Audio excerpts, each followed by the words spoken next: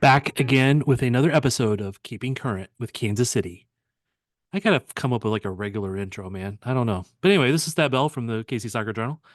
Daniel Sperry on the other side of this little laptop screen here.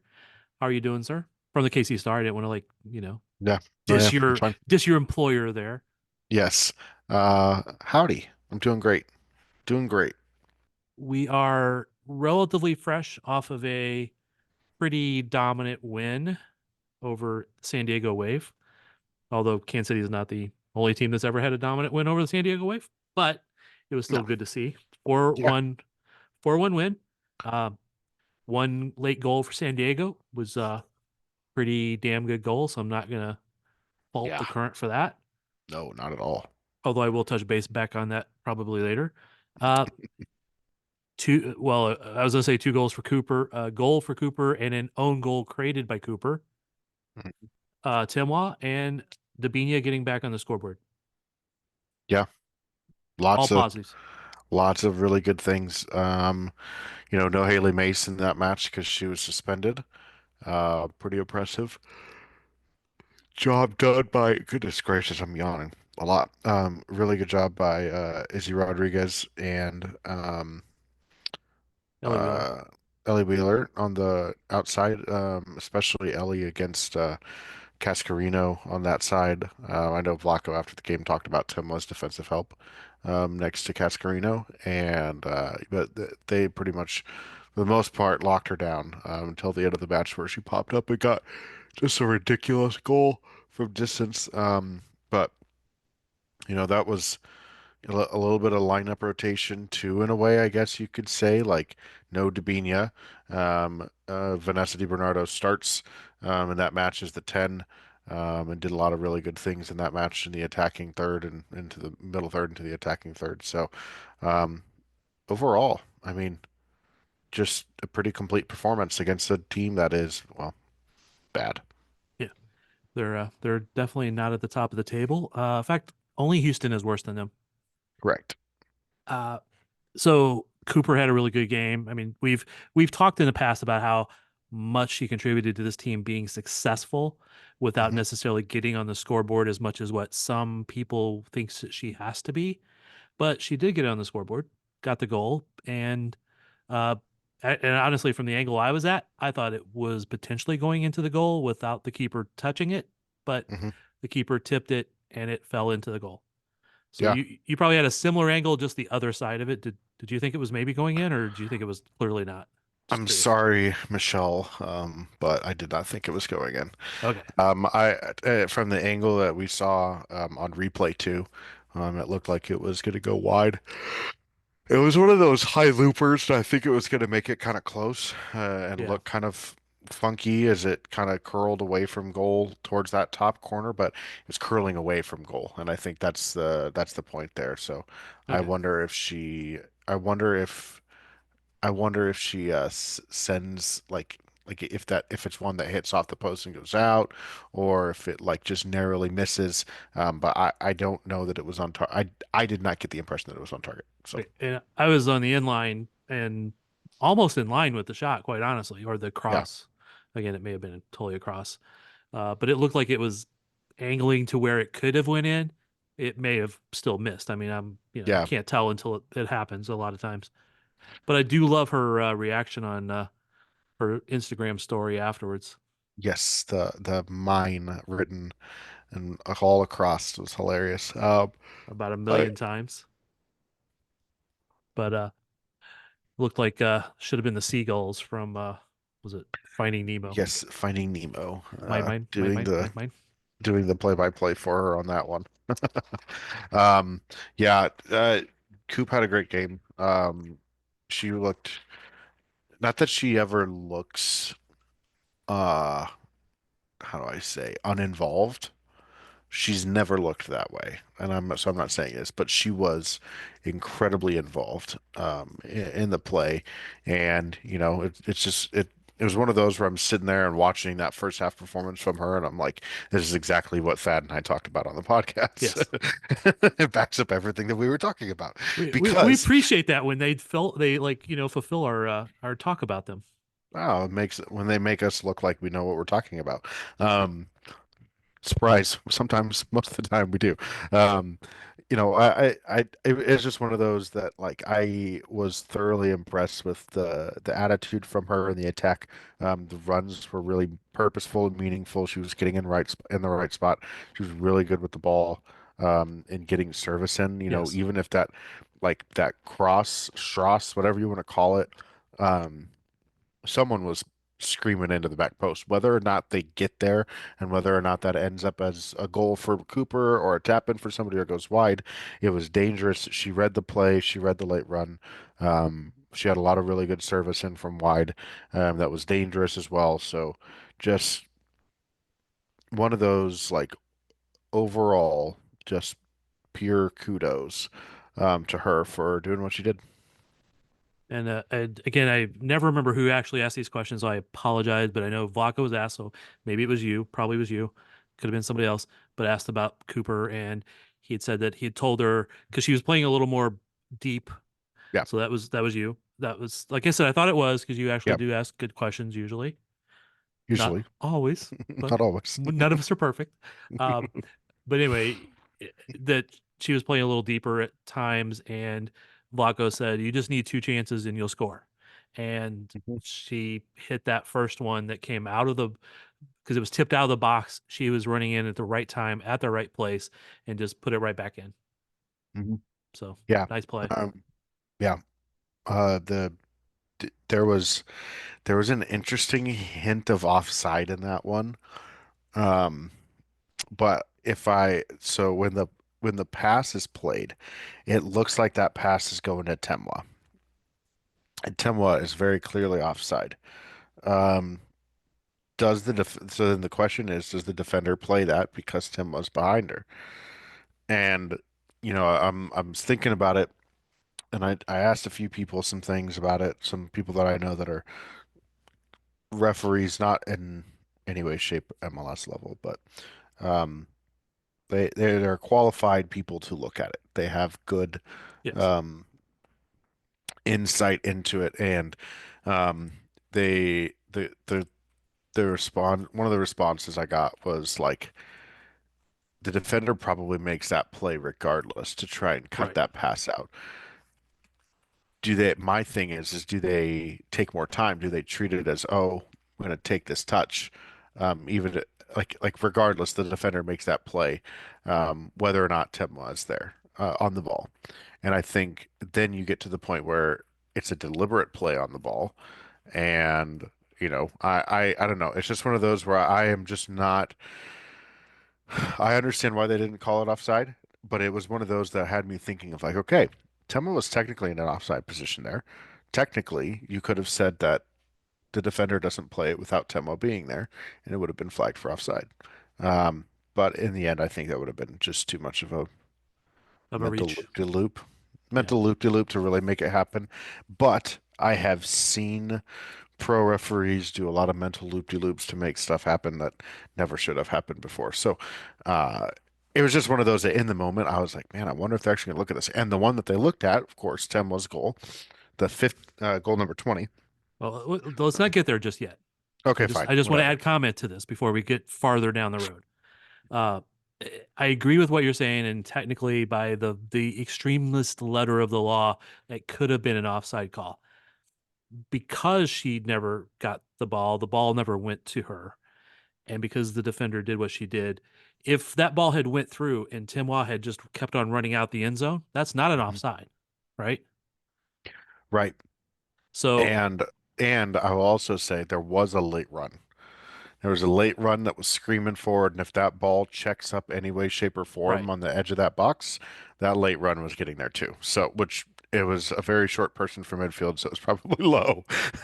So that was my thought was that Lowe was making that screaming run to the back post, and you know, defender doesn't cut it out, maybe she gets there. So, and the defender may not have known that Timwa was there in the first place. I mean, Correct.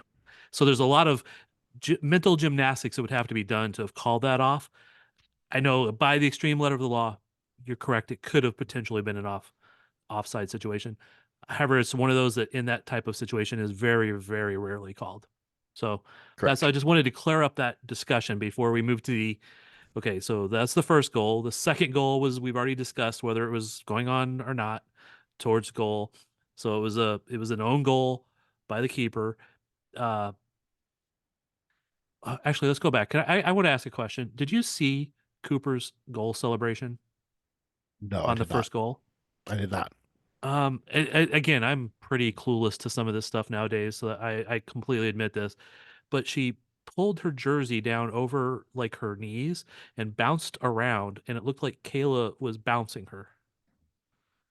I will have to send you a Interesting. photo. Like, and I'm like, is this is like some goal celebration that I don't know about? Like, I've never, and is it very possible? Because again, I'm clueless about some of this stuff. So it wasn't on the broadcast because I looked back at the broadcast today and it was not there.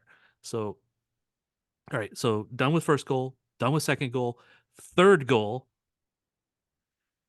Nichelle gets down deep.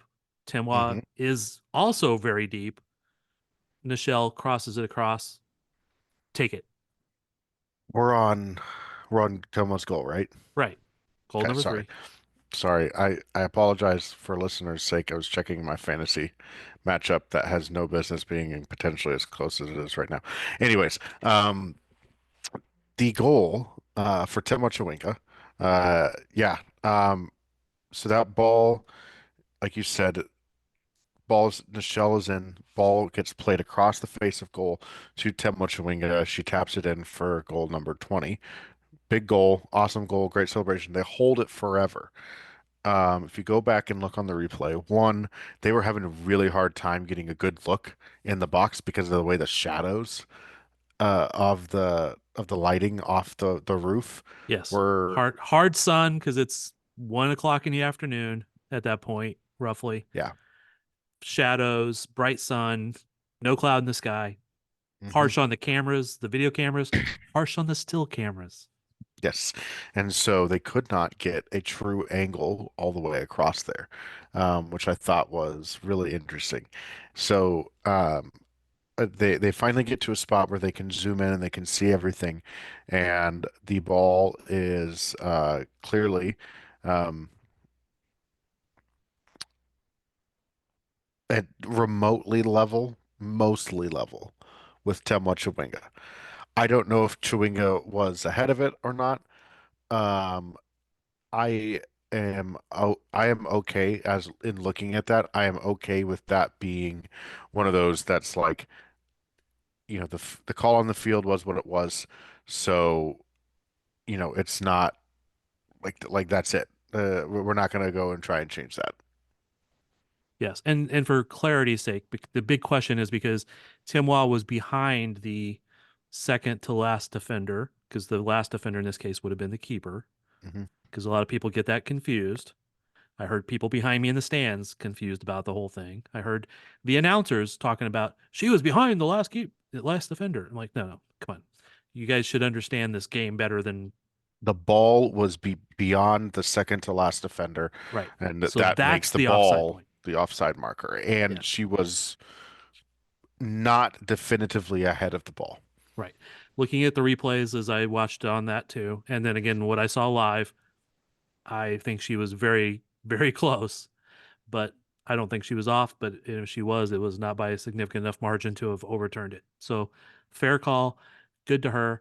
A record-setting goal because it was the 20th, because she just beat somebody else called Tim Wachawinga in having the most goals in a season. And she also has been the first person to score on every other team in the league. Yeah. It's a pretty ridiculous feat. To think about it. I know there's a lot of those like, wow, congrats, this player has now scored on every single team in the league in their whole career. And it takes like years. Like think of baseball players, like home runs. I don't know how many players have ever hit a home run off of every single team, but I can guarantee you it's probably on less than two hands Right. of players in the history. Now, there's much less teams to do that with. But to to be the first 20 goal scorer, I mean, I have to go and look at this now because this was a stat that I threw out on, which was true on at the time of tweeting it on Saturday. Chawinga has scored more goals than the Houston Dash have this whole season. And at the time she scored it, she had scored as many as San Diego. Yep, and Utah, who had 20 at that point.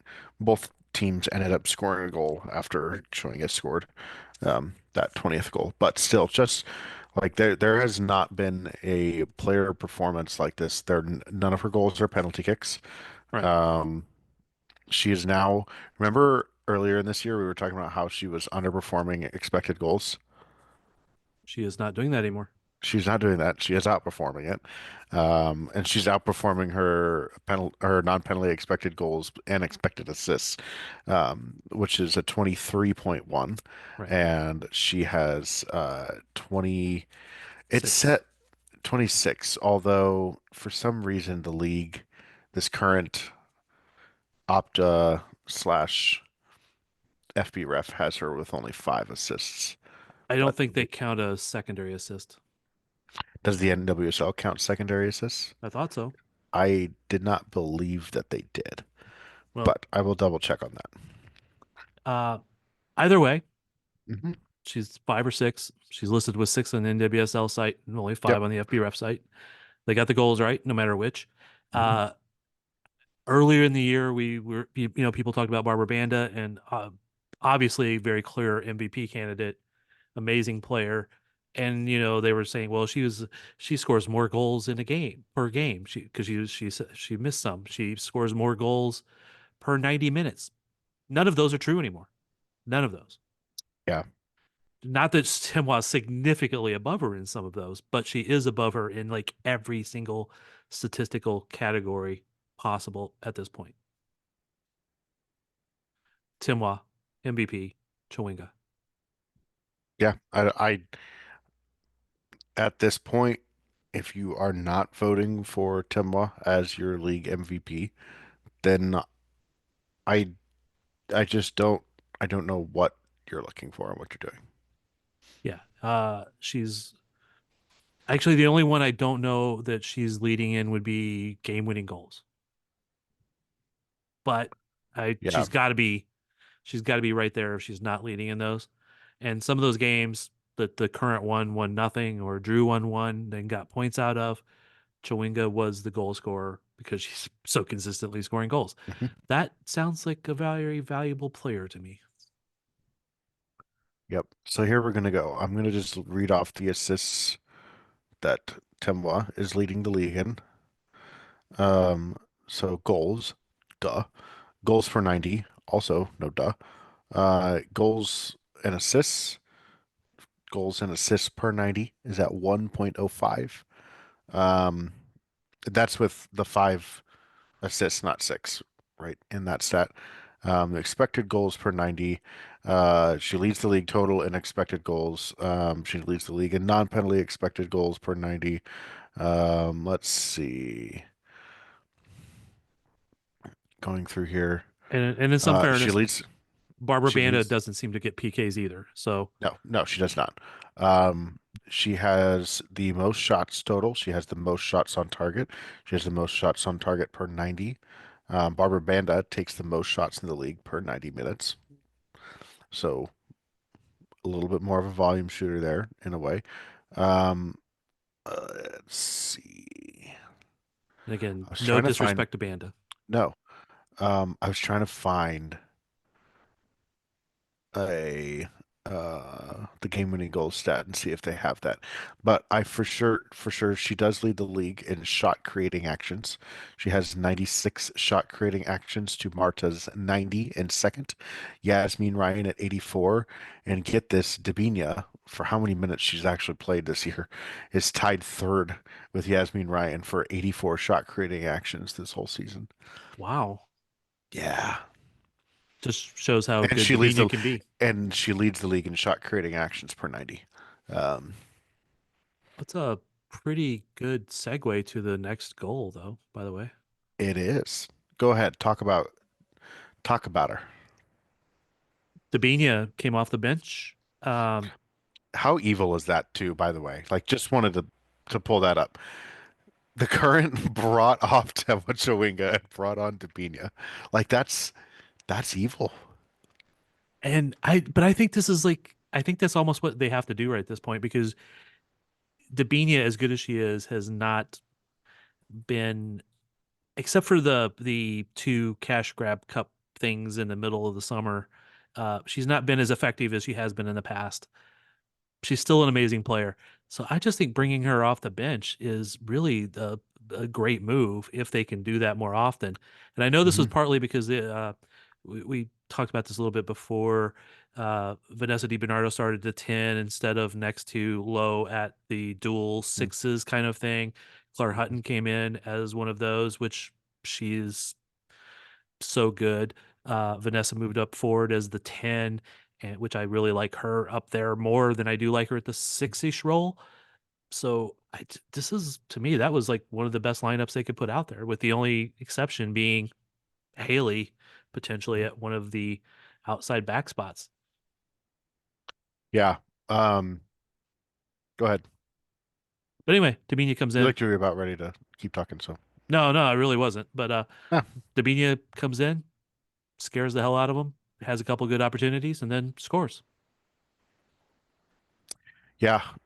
She's pretty freaking good too. Um, this is crazy to think about, but like the chances that Davina created when she came on, she probably could have had a hat trick in that game if she takes more of them. And I think that's where we're talking that she hasn't been as prolific as she has been in the past. But my word, is she freaking dangerous. And Yes. it's one of those that like with her at the 10, I would love to see. I don't know if we've really gotten to like truly see it yet, but I want to see the Claire low double pivot with Dabinia underneath and just Temwa on the left, Bia at the 9, and Cooper at the right wing. Like Yeah. just give us that front six and like see what's cooking there. Because I think that is I mean we saw it a little bit. The Portland game is one that I think of off the top of my head that was like that. And because Bia did play in that game, and it's just I think that's it. But I won't get too far ahead of ourselves because I want to talk about the number 9 this Okay. week, like our good number 9 that we've had recently. I do want to shout, throw some praise Nichelle Prince's way here, Right. but Well, let's. I mean, we've talked about Dabinia. She's an amazing player. We know. I want to see what they can do, and it's a if everybody's healthy and everybody's firing on all cylinders, is a great problem for Vlaco to have. Nichelle has been not the player we have wanted maybe all season, but she is kind of rounding into that. I don't want to say kind of rounding into it. She has become that. Is that fair?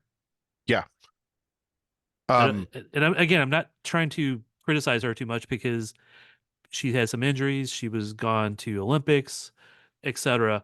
But I think it's taken a little bit for her to get to the player that we thought she could be, but she yeah, kind of has become that now. yeah, and but to do it at the 9 too, I think for a long time I thought she might be the person to play on the right wing instead of Michelle Cooper. Like if Cooper wasn't getting goals and assists, then and Nichelle was going to do the same things that Cooper could, but get the goals and assists, then I was gonna say, all right, that makes sense. Like that would have made logical sense because Nichelle Prince for the longest time in this league has been a winger. Yep. But she was playing at the 9 directly in the Olympics. To in that game this week against San Diego was the first time I've really like we mentioned it right before Bia started coming back too. Like she was starting to look really comfortable in that spot. Last game was the most comfortable she looked. She was running the channels, the central channels perfectly to a T on some of the breakaways. She was dropping deep and springing players in some of those moments. She gets the service, she gets deep. The ball that she gets there to lay it off to Temwa. Like that's a striker's run to run that channel between the fullback and the center back in that big old gap, and which was a gigantic gap there that she ran through, and picks up that ball, drives to the end line, cuts it back, and gets the tap in. That is like picture perfect striker runs. And it's just really good to see that side of her game coming out. And she's a darn good player, and I think she was always gonna figure it out. But you're really starting to see her become a lot more comfortable at the nine. And personally, I think I feel more comfortable for the current going into the playoffs without Bia. Not necessarily like. I mean, I think they can win an NWSL championship with or without Bia, but obviously her spot, her ability makes them better. But Right. I feel like the drop off is starting to be Less.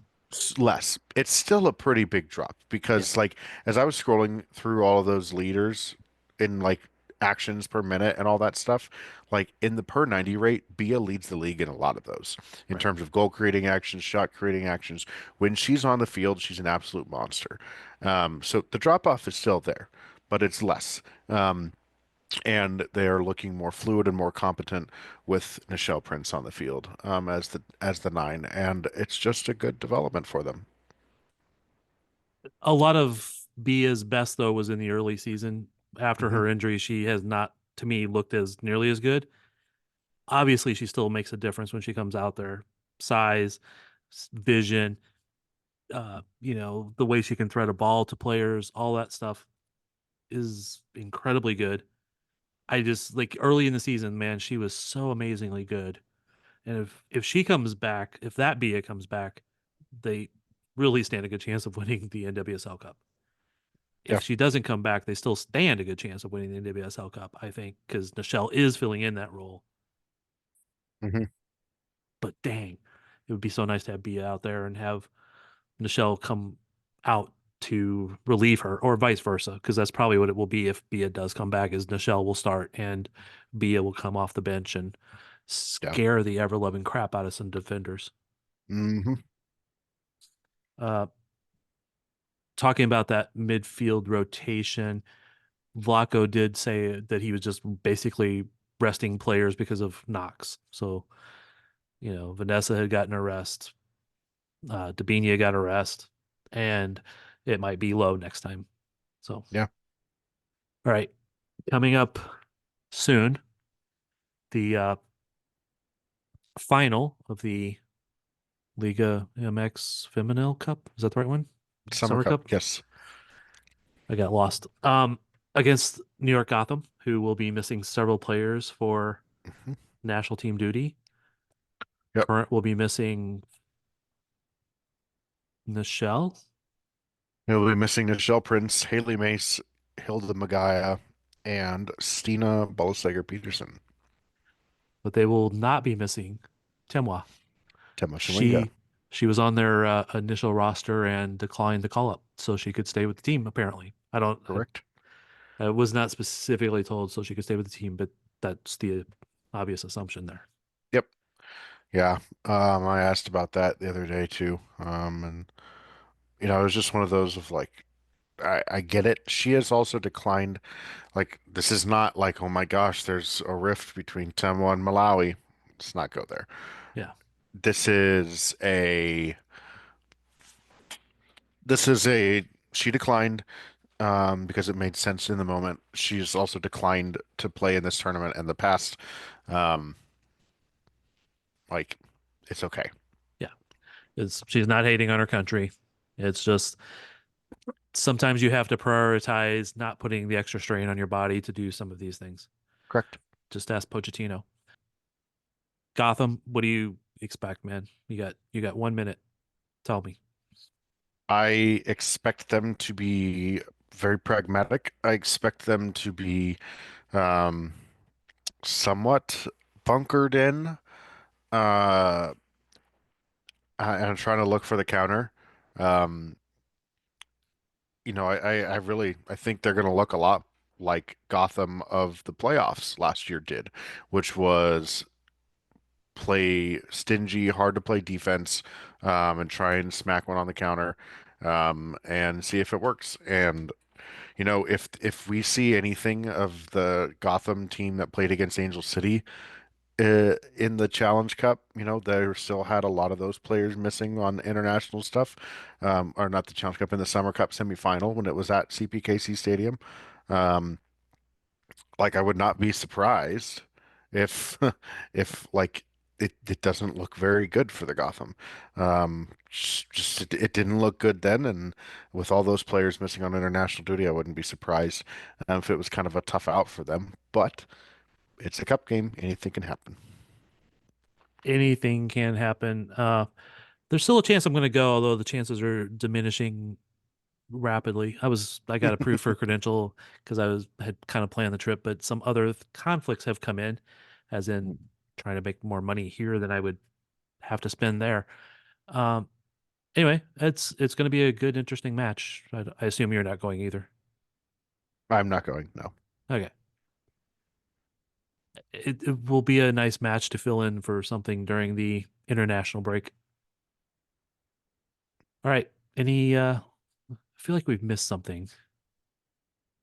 U17 World Cup. Mary Long's played a couple of games. Yep, got an assist in the second game. Hmm. They actually looked pretty decent against Spain until they didn't. Yep. And then 'cause they lost to Spain, was it 3-1, four Yeah. one And but then they beat Colombia, 2-0. and Mary Long got an assist on that. Hmm. So she's a pretty good player. A little Yeah. sad because if Alyssa Pfeiffer was healthy, I don't know if she would go or she'd stay here to play. Yeah. Alex Pfeiffer would probably be Alex there, I Pfeiffer. would assume. You said Alyssa. It's okay. I I, forgive you. in And honest, she'll forgive you.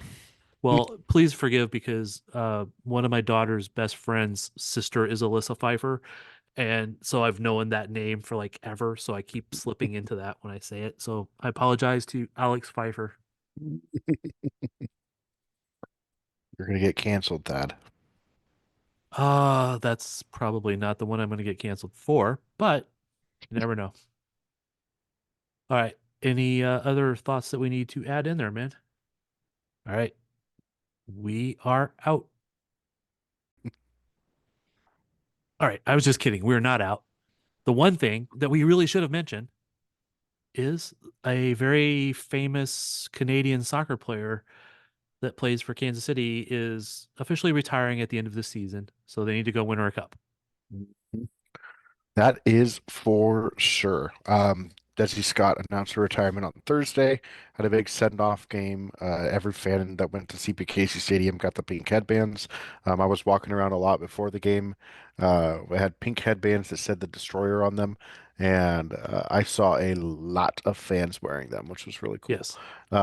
It was packed out. It was super awesome. Um, she got in the game, and the ovation was loud, Yes. very, very loud, and it was very, very good to see such a good human being sent off in the way that she was. Uh, a really, really talented player who has been amazing for Canada, been really good in the WSL, Mhm. and everybody points to what an amazing leader and teammate and all that stuff was. And I think I had the best question in the press conference was asking who should be get the nickname of Destroyer afterwards, and she said Michelle Cooper. She also She said did. Jericho, but Yeah, that got a little bit of laughs. So a haven't lot seen of Jericho there yet. So, yeah, a lot of players showed up to that press conference. yes. Like most of the team, not everybody, but most of the team showed up to that press conference, which was also Yeah. impressive. That Well, there was quite a few San Diego Wave players and even Landon Donovan were out there on the field during the celebration for her post-match. And the post-match celebration was awesome. The videos on the video board were tear jerkers and really cool stuff. Good for her to address the crowd. Was cool after we were coming back from the press conference. So this is almost an hour because it took so long to do the press conferences that day. It was almost an hour after final whistle, and we went got back in the press box, and she was still out signing autographs for people. There was like four little girls and their moms just sitting on the right behind the bench, right at their as they're in her walk back up to go towards the locker room and the the fancy club, and she stopped there, took pictures, stayed, talked with the girls, signed everything. Just shows how much of a class act she was and She's is. yep. Shouldn't be talking about her in past tense. It's not like she died, but she's thank Yeah. God she didn't. But Yeah, let's not go uh there. no, it just shows the class act that she is. I will be interested in what she does post playing career, but I think she deserves a little bit of time off and rest and not having to run so much. Yes. Right. Again, any last thoughts before we go out for a second time? I think that's the way we go out. Des, thanks for a great career. Thanks for always being a gracious player to answer questions. And even though you're with Canada, I found it hard to hate you. We are out.